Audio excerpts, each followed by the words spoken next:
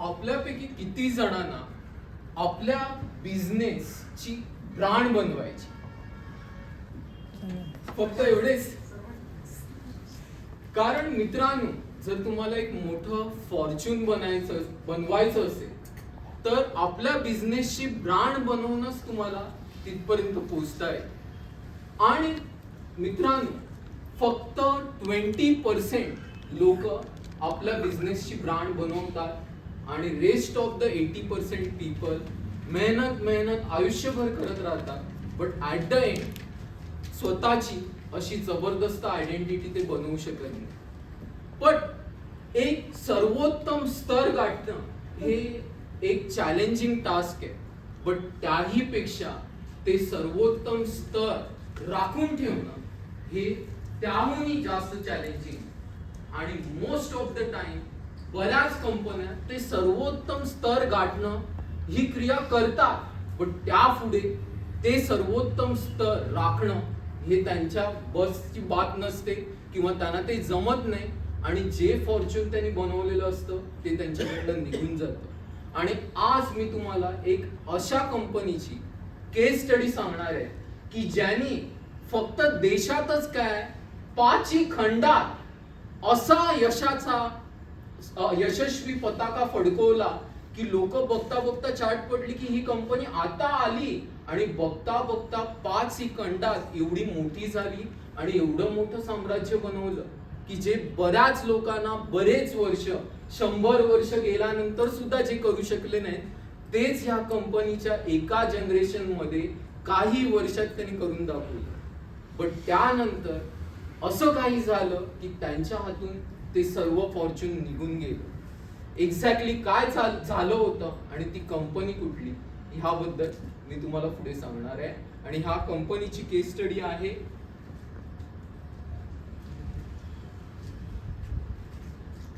Next.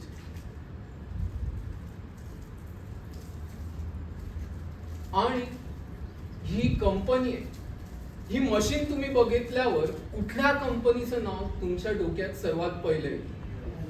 Xerox. आणि आज मी तुम्हाला झेरॉक्स या कंपनीची केस स्टडी सांगणार आहे. ही कंपनी जेव्हा सुरुवातीला लॉन्च झालेली तेव्हा पहिल्यांदाच असा प्रोडक्ट त्यांनी बाजारात आणलेला की तो प्रोडक्टचा उपयोग करून तुम्ही एक फोटोकॉपी काढू शकता. ह्या आधी असा कन्सेप्टच बाजारात नव्हता. त्यामुळे सुरुवातीला जेव्हा त्यांचे सेल्समन प्रत्येक ऑफिसात जात होते आणि ते मशीन विकण्याचा प्रयत्न करत होते, बऱ्याच अंशी त्यांना माघार घ्यावी लागत होती. बट स्टेप बाय स्टेप लोकांना कळायला लागलं की ह्यात काहीतरी मेरिट आहे. आणि बऱ्याच अंशी आपल्याला एखादी गोष्ट सेम टू सेम त्याच्या कॉपीज घ्यायच्या असेल तर आपण करतो काय, आपण ते लिहून काढतो आणि त्यात बराच वेळ जातो. पण ही अशी काही गोष्ट आहे की ज्यामुळे एक चुटकीभर किंवा 1 सेकंदात आपण कितीतरी कॉपीज काढू शकतो आणि आपली ही गरज भागवू शकतो. आणि लोकांना जाणवायला लागलं की खरंच हा प्रोडक्ट आणि ही कंपनी ह्यात काहीतरी दम आहे. आणि म्हणता म्हणता लोक हा प्रोडक्ट एक्सेप्ट करायला लागले आणि आपल्या ऑफिसेसमध्ये ठेवायला लागले. आणि असं बघता बघता एक टॉप सेलर मध्ये ह्या प्रोडक्टची आणि ह्या कंपनीची गणना झाली. आणि इतक्या मोठ्या प्रमाणात ह्यांचा सेल्स वाढला की तुम्ही जे खंड बघाल असा कुठलाच खंड नव्हता किंवा कुठलाच देश पादाक्रांत करायचा म्हणायचा झाला तर तो त्यांच्या आवाक्यात नव्हता, अशी सिच्युएशन नव्हती.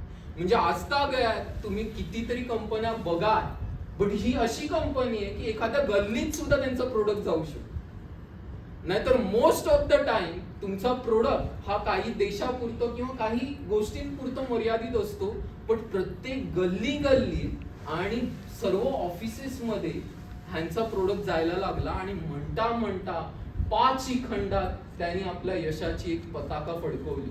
आणि इतका मोठा सेल्स आणि इतकं मोठं साम्राज्य बनवलं त्यांनी की जे ऑलरेडी सक्सेसफुल लोक होते ते आपल्या तोंडात बोटं घालायला लागले की बाबा आम्हाला हे करायला आणि एवढ्या लेवलला जायला आम्हाला इतका वेळ लागला, पण ही कंपनी आताच आली आणि त्यांनी एवढी मोठं सक्सेस मिळवून दाखवलं. तो लोकांसाठी एक मोठा आश्चर्याचा एक झटकाच होता. पण अशा प्रकारे ह्या कंपनीने सक्सेस मिळवलं. आणि हा सायंटिस्ट चेस्टर कार्लन ह्यानी हे इन्व्हेंट केलं आणि सर्वात महत्वाची गोष्ट माहितीये मित्रांनो, की आपला जो प्रोडक्ट असतो ना, तो प्रोडक्ट जेनेरिक बनणं म्हणजे ऍक्च्युअली एखादी कॉपी आपण काढतो त्याचा उच्चार किंवा त्याला काय म्हणतात फोटोकॉपी, पण लोक काय म्हणायला लागली त्या फोटोकॉपीला त्या मशीनचंच नाव लिहायला लागले झेरॉक्स. म्हणजे तुमचं कंपनीचं ब्रँड नेम हे जेव्हा जेनेरिक मध्ये जातं म्हणजे समजा की तुम्ही यशाच्या सर्वोच्च पातळीवर आहात. आजतागायत पूर्ण जगात तुम्ही असे प्रोडक्ट काढून दाखवा की त्या कंपनीच्या नावानेच ते आयडेंटिफाय केले जातात. हाताच्या बोटावर मोजण्या इतकेही प्रोडक्ट तुम्हाला मिळणार नाही, पण आज तुम्ही जागोजागी कुठेही एखाद्या दुकानात फोटोकॉपी घ्यायला जाल तर तुम्ही कधीच म्हणणार नाही मला फोटोकॉपी द्या, तुम्ही म्हणाल मला झेरॉक्स द्या. तर ह्या कंपनीचंच नाव एक झेरॉक्स साठी रिप्लेस झालं आणि हे ब्रँड एक जेनेरिक झालं. आणि असं सक्सेस की जे फारच कमी जणांना मिळतं त्या पंक्तीत ही कंपनी जाऊन बसली आणि इतक्या मोठ्या स्तरावर जाऊन पोहोचली. आणि त्यानंतर एक फॉर्च्यून 500 जे यशस्वी किंवा फॉर्च्यून 100 कंपनीज ह्याच्यामध्ये फारच कमी वेळात त्यांनी रेकॉर्ड बनवला आणि ह्या फॉर्च्यून 500 और 100 कंपनीज मध्ये यांचं नामांकन झालं. आणि त्यानंतर ग्रोथ ग्रोथ ग्रोथ पूर्ण जगभर. म्हणजे त्यांनीही एक्सपेक्ट केलं नव्हतं की आपण इतक्या पुढे जाऊ आणि इतकं सक्सेस आपल्याला मिळेल हे त्यांनी कधी इमॅजिन केलं नव्हतं. असं आउटस्टँडिंग म्हणतात ना छप्पर फाडके असं यश त्यांच्या पदरात पडलं. आणि त्यानंतर बट ऑब्वियस एका सर्वोत्तम लेवलवर पोहोचल्यावर नेहमी माणसाला एक भूक असते की आज मी इथे आहे ना तर मला आज आयुष्यभर तिथे नाही राहायचं, मला पुढे जायचंय. आज जर माझा बिझनेस 50 करोडचा आहे तर मी विचार करतोय तो माझा 75 करोड कसा होईल, तो माझा 100 करोड कसा होईल, तो माझा 500 करोड कसा होईल. ही एक क्वेस्ट असते ती आपल्यात नेहमी असते. आपण कधी सॅटिस्फाईड नसतो आणि सॅटिस्फाईड राहूही नाही. जर आपल्याला काही वेगळं करायचं असेल तर ती भूक आपल्यात पाहिजे. आणि ही भूक एवढी मोठी झाल्यानंतर ह्यांच्यातही होती. पण आता ह्यांना कळलं की आपण सर्व खंडात जाऊन पोहोचलोय, सर्व गलीगलीत जाऊन पोहोचलोय, सगळीकडे प्रोडक्ट गेलेला आहे, सगळे लोक ते वापरतायत, ह्याहून वेगळं अजून काय करायचं.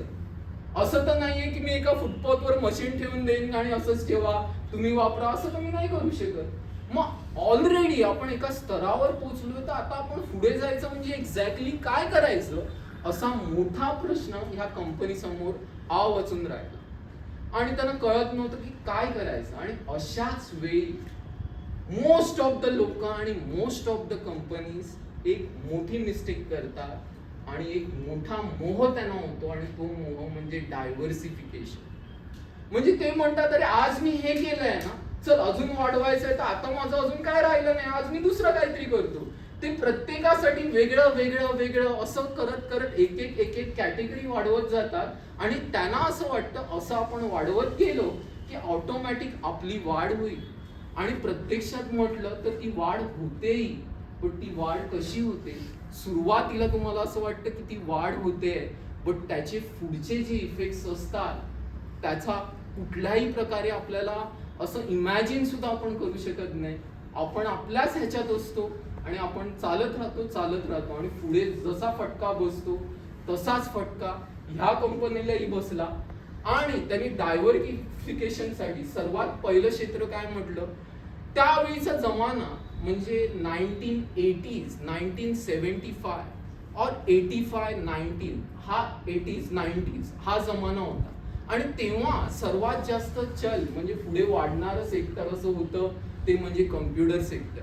तर त्यांनी म्हटलं अरे हे कम्प्युटर आपल्याला परत पुढच्या 5 खंडात अशाच प्रकारे मोठ्या स्तरावर घेऊन जाईल आणि आपण परत मोठो. आणि हा मोह त्यांना टाळता आला नाही आणि हे ह्या क्षेत्रात उतरले आणि कम्प्युटर मॅन्युफॅक्चरिंग करायला लागले. त्यानंतर त्यांनी म्हटलं एवढ्यावरच आपण का थांबू, अजूनही लोकांची काही नीड आहे आणि ती नीड म्हणजे काय सर्व्हर्स. तर आपण सर्व्हर सुद्धा मॅन्युफॅक्चर करू आणि अजून जेवढे जेवढे ऑफिसेस आहेत त्यांच्या गरजा भागवू आणि झेरॉक्स मध्ये जे काय आपण अचीव केलंय ना त्याच्या दुप्पट पुढे जाऊ. अशा भूमिकेत त्यांनी ह्या सर्व स्टेप्स घ्यायला सुरुवात केल्या. आणि जेव्हा त्यांनी ह्या सर्व स्टेप्स सुरुवात केल्या मित्रांनो, रिझल्ट काय होता, big and big major losses. त्यांना वाटलंही नाही स्वप्नात सुद्धा की आपली ही एक चूक आपण जे काही सर्व साम्राज्य बनवलंय ते सर्व साम्राज्य रसातळाला घेऊन जाईल असं त्यांना स्वप्नातही वाटलं नव्हतं. पण त्यांच्या एका चुकीमुळे, एका मोहमुळे, डायव्हर्सिफिकेशनमुळे जे साम्राज्य त्यांनी बनवलं होतं ते त्यांच्या हातून पूर्णपणे निसटून गेले. आणि ह्या चुकीतून आपल्याला शिकण्यासाठी बरंच काही आहे. आणि त्यातून सर्वात महत्वाचा पहिला धडा मी शिकलो तो म्हणजे पोझिशनिंग. जेव्हा झेरॉक्सनी आपली झेरॉक्स मशीन काढली तेव्हा त्यांनी पोझिशनिंग म्हणजे लोकांच्या डोक्यात एक स्थान बनवलं की ही मशीन म्हणजे फोटोकॉपी. म्हणजे आता उद्या सपोज कोलगेट तुम्हाला घ्यायचं असेल तर तुम्ही काय म्हणाल ही टूथपेस्ट आहे म्हणून. पण उद्या कोलगेट जर म्हटलं की एक प्रकारे पाण्याची बाटली सुद्धा विकते किंवा अशा प्रकारचा हा कॉम्प्युटर जो आहे प्रोजेक्टर तो सुद्धा विकतो तर तुम्ही म्हणाल अरे कोलगेट म्हणजे काय दात घासण्याचं, ह्यात कसं काय कोलगेट. तुम्ही इव्हेंच्युअली ही कल्पना एक्सेप्टच करू शकणार नाही. आणि त्यामुळे जेव्हा त्यांनी हे झेरॉक्स ही मशीन आणि at the same time computer काढला लोकांनी ते एक्सेप्टच केलं नाही की हा झेरॉक्स कम्प्युटर असू शकतो. लोकांसाठी IBM ही जी कंपनी होती तीच कंपनी म्हणजे कम्प्युटर मॅन्युफॅक्चरर म्हणून तीच त्यांनी एक्सेप्ट केली आणि लोकांनी IBM चे कम्प्युटर घेणं पसंत केलं, ह्यांचे कम्प्युटर घेणं पसंत केलं नाही. आणि त्यामुळे म्हणता म्हणता ह्यांनी खूप मोठी ऑर्डर मॅन्युफॅक्चर केलेली पण एकही युनिट विकला गेला नाही. आणि अशा प्रकारे त्यांचं नुकसान झालं. ह्यातून आपण दुसरा महत्वाचं लेसन धडा शिकू शकतो आणि तो म्हणजे line extension. Most of the time माणूस इथेच मोठी मिस्टेक करतो की तो लाईन एक्सटेन्शन म्हणजे काय. एक सुंदर उदाहरण मला द्यायचं झालं तर पातंजली जेव्हा आलं तेव्हा आपण काय म्हणत होतो पातंजली म्हणजे काय आयुर्वेदिक मेडिसिन. पण क्षणार्धात आणि काही वेळात ही ब्रँड एवढी मोठी झाली आणि पातंजलीचं त्यानंतर खाण्याचे प्रोडक्ट, तेल आणि ते तर सोडूनच द्या पातंजलीची जीन्स सुद्धा आली. कोण पातंजलीची जीन्स कोण एक्सेप्ट करेल. एवढ्या मोठ्या मोठ्या ब्रँड आहेत पण कोणी पातंजलीची जीन्स आजपर्यंत मी तरी कोणाला पाहिलं नाही की कोणीतरी पातंजलीची जीन्स घातली. सो बनवले एवढे प्रोडक्ट पण इव्हेंच्युअली पूर्ण लॉसेस झालं. आणि तेच ह्या कंपनी बरोबर झालं. जे कम्प्युटर्स बनवले होते ते लोकांनी एक्सेप्टच केले नाही. त्यामुळे कधीही लाईन एक्सटेन्शन करू नका. आणि ह्यासाठी एक वाईज स्ट्रॅटेजी काय असेल, जर तुम्हाला दुसरं डायव्हर्सिफिकेशन किंवा दुसरी कॅटेगरी किंवा दुसरा बिझनेस जर करायचा असेल तर एक उत्तम उदाहरण मी तुम्हाला देतो की त्यांनी कसं सक्सेस मिळवलं. एक सुंदर उदाहरण व्होक्सवॅगन. आता ह्या कंपनीकडे सर्व प्रकारच्या गाड्या आहेत. जर तुम्ही इकॉनॉमी गाडी बघाल तर ती त्यांच्याकडे आहे. जर लक्झरियस गाडी बघाल तर ते त्यांच्याकडे आहे. बघा ऑडी आहे, स्कोडा आहे, पोर्शे आहे, लॅम्ब्रोगिनी आहे, डुकाटी आहे. सर्व ब्रँड त्यांनी वेगळ्या ठेवल्या. असं नाही की अंडर व्होक्सवॅगन त्यांनी सर्व एक घेतलं. त्यामुळे आजही असं केल्या लाईन एक्सटेन्शन न केल्यामुळे आजही ही कंपनी खूप चांगल्या प्रकारे काम करते. त्यामुळे कधीही लाईन एक्सटेन्शन करू नका. नेक्स्ट लास्ट लेसन जे थर्ड लेसन मी यातून शिकलो ते म्हणजे फोकस. नेहमी लक्षात ठेवा की आपली मेन ब्रँड काय आहे आणि आपण काय करू शकतो. जर झेरॉक्सनी इन्स्टेड ऑफ कम्प्युटर आणि सर्व्हर जर लेझर प्रिंटिंगचा जमाना त्या पुढे आलेला, जर त्यांनी आपली मेन म्हणजे तुम्ही म्हणाल झेरॉक्स आणि लेझर प्रिंटिंग हे एकाला कोरिलेट झालं, जर त्यांनी फोकस ठेवलं असतं आणि लेझर प्रिंटिंगवर लक्ष दिलं असतं तर परत त्यांनी मोठं अतिउच्च सक्सेस मिळवलं असतं. पण फोकस दळल्यामुळे हे सर्व सक्सेस कॅनन आणि HP हातात गेलं आणि त्यांच्या हातून लेझर प्रिंटिंग तर सोडा मेन जे फोटोकॉपी आहे ते क्षेत्र सुद्धा निघून गेलं. आज तुम्ही दुकानात जाल तर तुम्हाला झेरॉक्स मशीन दिसणारच नाही.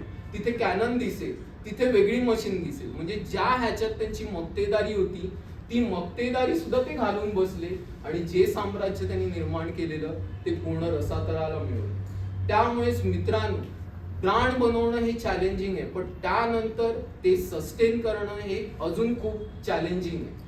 ज्या ह्या कंपनीने मिस्टेक केल्या त्या मिस्टेक्स तुम्ही तुमच्या बिझनेसमध्ये करू नका आणि खूप मोठा यशस्वी किंवा सक्सेसचा पल्ला गाठा.